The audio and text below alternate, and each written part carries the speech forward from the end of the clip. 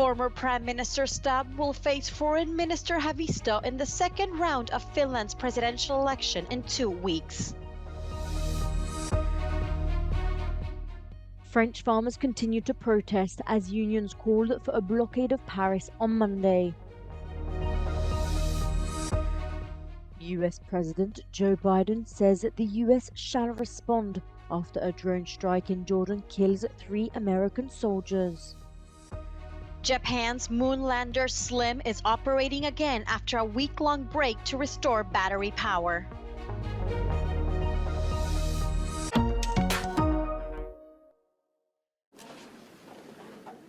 Former Prime Minister Alexander Stubb of the National Coalition won the first round of Finland's presidential election and will face former Foreign Minister Pekka Haavisto of the Green Party in the second round in 2 weeks.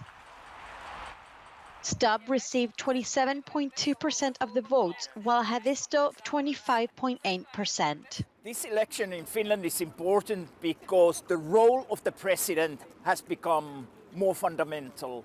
In times of war and in times of NATO membership, president takes care of foreign affairs and defense have become increasingly important in Finland.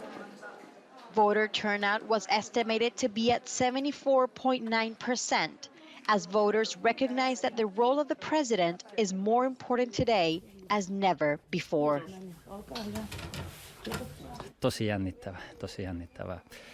Kaikkeen mitä maailmassa tällä hetkellä tapahtuu tai meneillään, niin tuntuu, että pakko mennä äänestää. Siinä on joku vaikutus johonkin.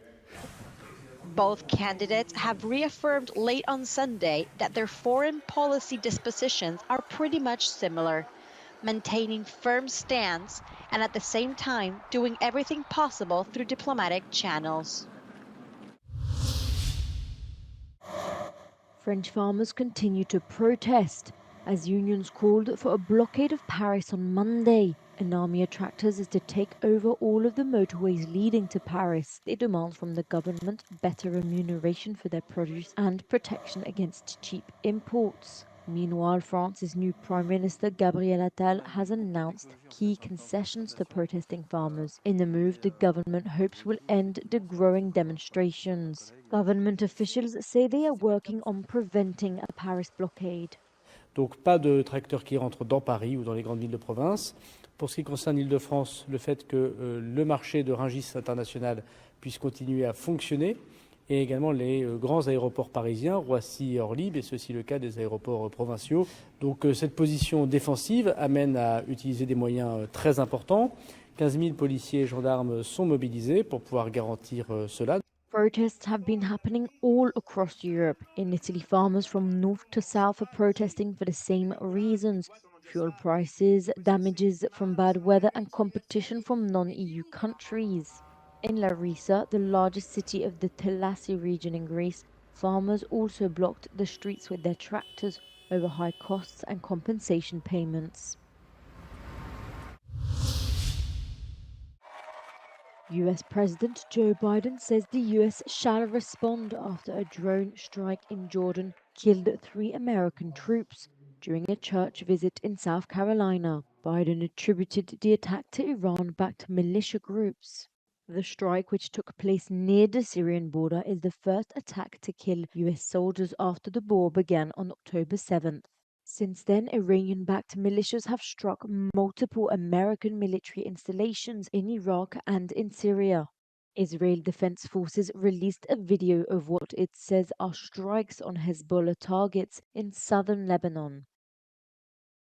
In Gaza City, several people were killed when a residential building was hit in an airstrike late Sunday, health officials said in Gaza. The Palestinian death toll now mounts to over 26,000 people since Hamas's deadly October 7 attack on Israel. Meanwhile, Israeli politicians and activists gathered in Jerusalem on Sunday night for a conference calling for return to the Jewish settlements in Gaza and the northern West Bank that were evacuated during Israel's 2005 disengagement.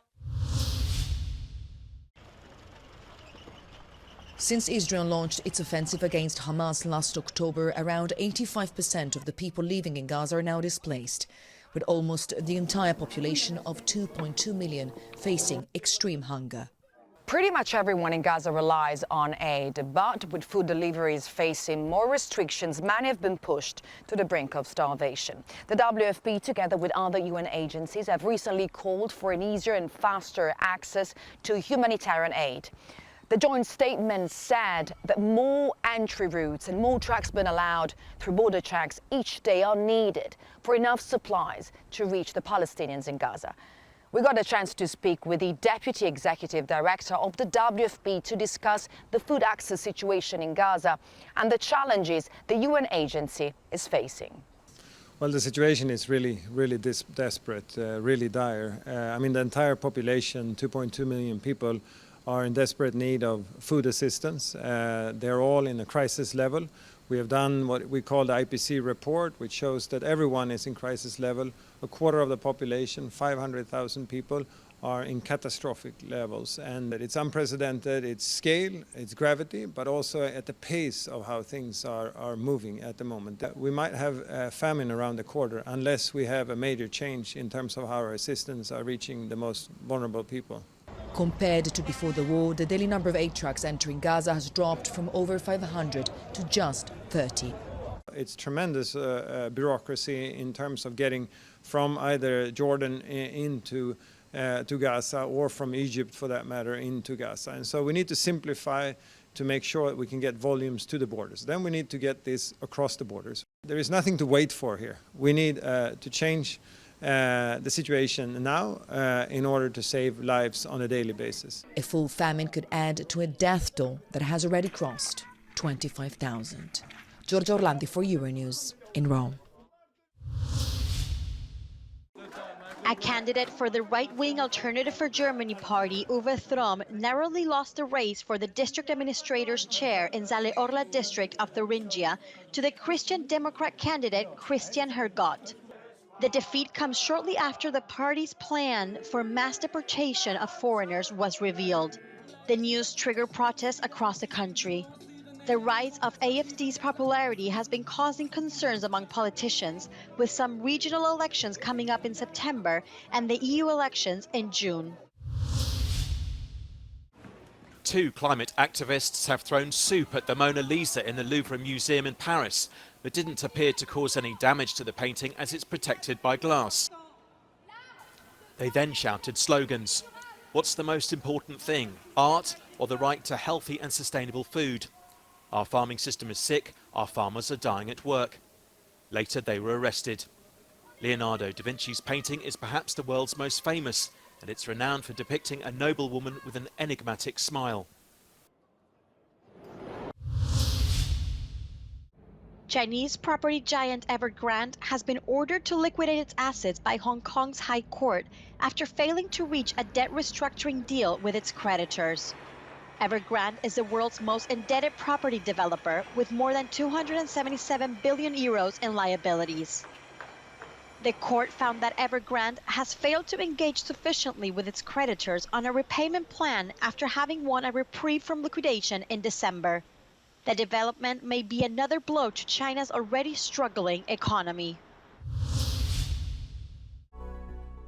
Japan's moon lander SLIM is operating again after a week-long shutdown in order to restore battery power. In a post on X, the country's JAXA space agency said communication with SLIM had been successfully established and shared a photograph taken by SLIM of a nearby rock they nicknamed Toy Poodle. Japan is the fifth country to reach a soft landing on the moon after the US, the former Soviet Union, China, and India.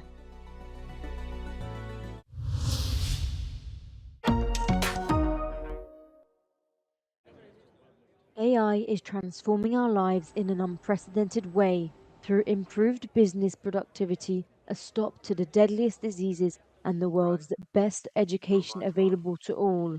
Euronews met pioneers from the AI revolution at MTech Europe, the first event organized by MIT in Greece. AI is transforming education.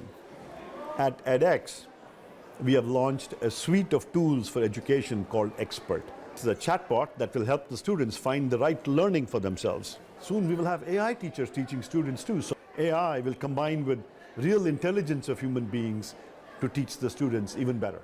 AI is also helping generate new tools to fight the big killers of humankind, diseases like cancer and Alzheimer, through customized medicine and personalized therapies, seen as the future of healthcare.